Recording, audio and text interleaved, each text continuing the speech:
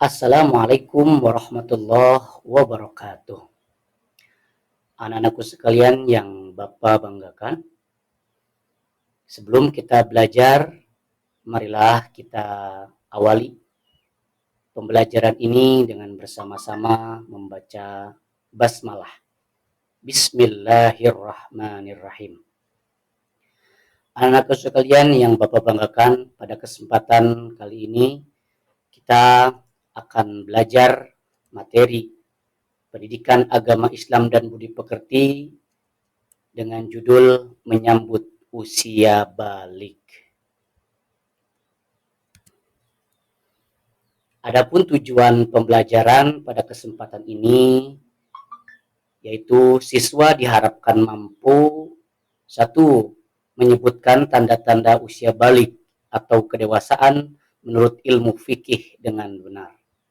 Yang kedua, menyebutkan tanda-tanda usia balik atau kedewasaan menurut ilmu biologi dengan benar. Yang ketiga, membuat paparan mengenai tanda-tanda usia balik dalam pandangan ilmu fikih dan ilmu biologi dengan benar. Dan yang keempat, siswa mampu membiasakan sikap bersyukur, taat beribadah, dan bertanggung jawab. Selanjutnya, anak-anakku sekalian, perhatikan gambar di bawah ini. Lihat, semua manusia akan tumbuh semakin besar. Nah, berada di fase manakah kamu sekarang? Apakah ada di balita, kanak-kanak, remaja, atau 20 tahun, 40 tahun, 65 tahun semakin tua, atau 70 tahun? Tentunya karena kalian masih kelas 4 SD, kalian berada di fase kanak-kanak. Nah, lama-kelamaan kalian pun tentunya akan tumbuh semakin dewasa. Selanjutnya, baik, balik itu apa sih? Ada yang pernah dengar? Balik, kamu sudah balik. Nah, balik itu apa sih? Mari kita pelajari ciri-ciri balik. Secara bahasa, balik berarti sampai. Menurut istilah, balik ialah kedewasaan bagi seorang muslim, bagi laki-laki dan perempuan berdasarkan tanda-tanda yang dialami maupun berdasarkan umur. Ya, jadi secara bahasa balik itu sampai.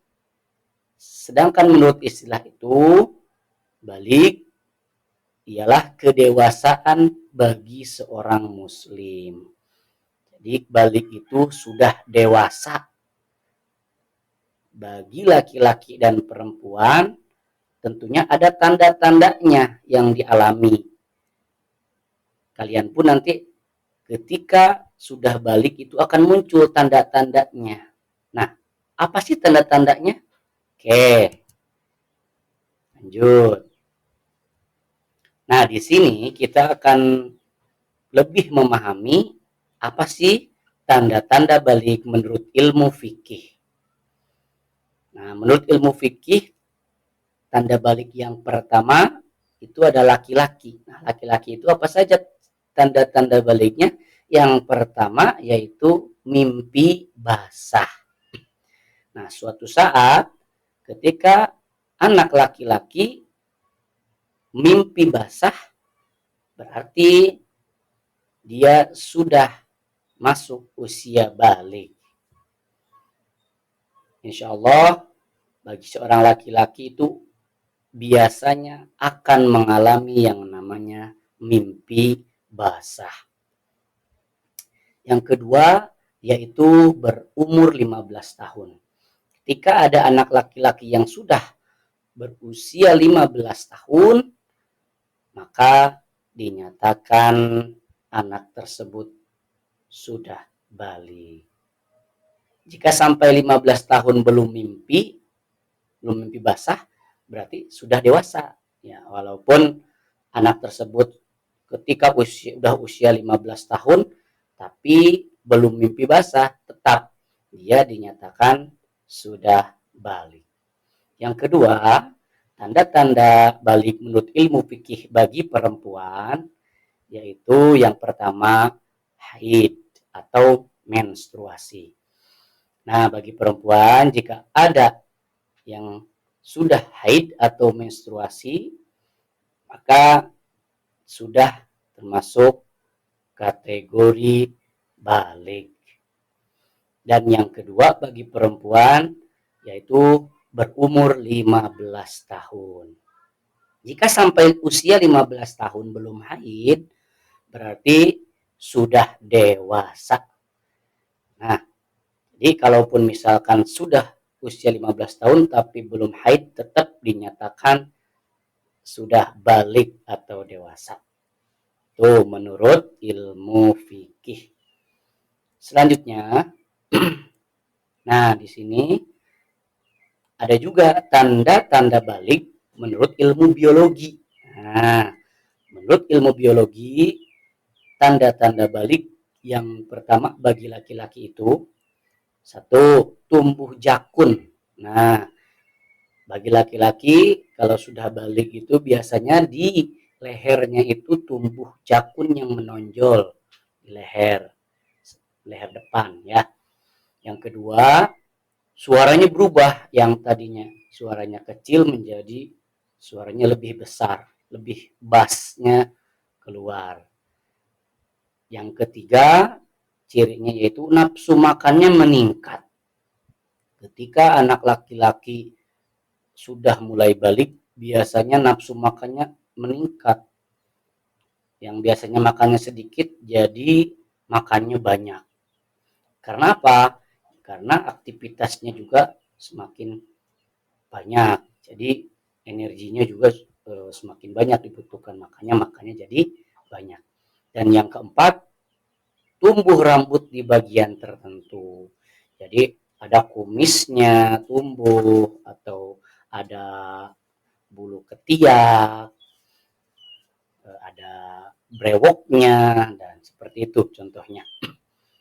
Dan tanda-tanda balik menurut ilmu biologi bagi perempuan, ini yang pertama tandanya pinggul dan dadanya membesar. Jadi ketika anak perempuan sudah mulai balik, sudah mulai dewasa itu biasanya dari fisiknya pinggul dan dadanya membesar. Yang kedua, suara lebih merdu. Yang tadinya suaranya tidak baik, bukan tidak baik ya, yang tadinya suaranya kurang bagus, jadi semakin merdu. Yang ketiga, nafsu makan meningkat, sama seperti ciri-ciri laki-laki.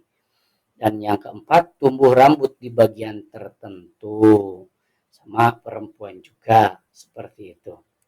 Nah, itu tanda-tanda balik menurut ilmu biologi. Jika kalian anak-anakku semua sudah mengalami tanda-tanda balik menurut ilmu biologi ini, maka dinyatakan